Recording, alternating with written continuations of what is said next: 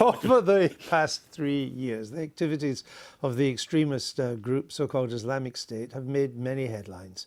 But is it their reign of terror? Is it now coming to an end? The group has now lost much of the territory it once held in Iraq and Syria. In a moment, we'll hear from Tim Marshall on this. We've talked to him about this many times before, and we're going to get an update. But first, Emma Vardy takes a look at the geography of IS rule. ISIS, as the group was then known, came to the world's attention in June 2014 when it captured the second city of Mosul and rapidly advanced towards the capital Baghdad. At its peak, ISIS controlled around half of Syria and large parts of Iraq. It was estimated that 10 million people were living under their control.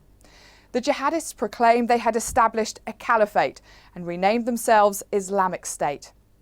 One of the first major victories which turned the tide against so-called Islamic State was when Kurdish fighters recaptured the northern Syrian town of Kobani in 2015.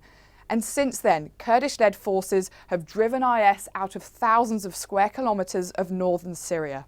Certainly at the end of 2014, when they had this mission statement of remaining and expanding, that was their mantra, their motto.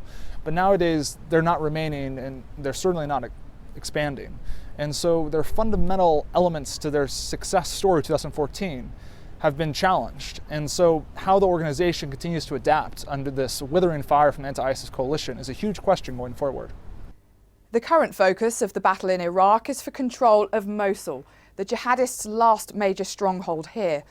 The eastern half of the city has now been liberated, but taking western Mosul is expected to be tougher with more densely populated districts.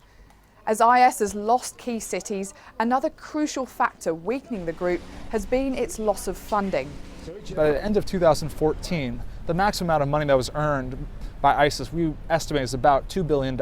Most of that coming from oil, taxation and extortion, looting and confiscations. To the end of 2016, where we believe their funding has dropped by about 50%, where looting money has essentially dried up. They've lost access to key oil fields and refineries, and now they can't tax the large population centers that they had lost previously. Targeted drone strikes have led to the deaths of some high-profile IS figures. Mohammed Emwazi, the notorious jihadi John, was killed in a strike by British and American authorities, as was Riyad Khan, another British member of Islamic State who posed a serious threat to the UK, according to a parliamentary report. US-backed Kurdish and Syrian forces have also begun advancing on another IS stronghold, and there's expected to be a bloody battle for the city of Raqqa in the coming months.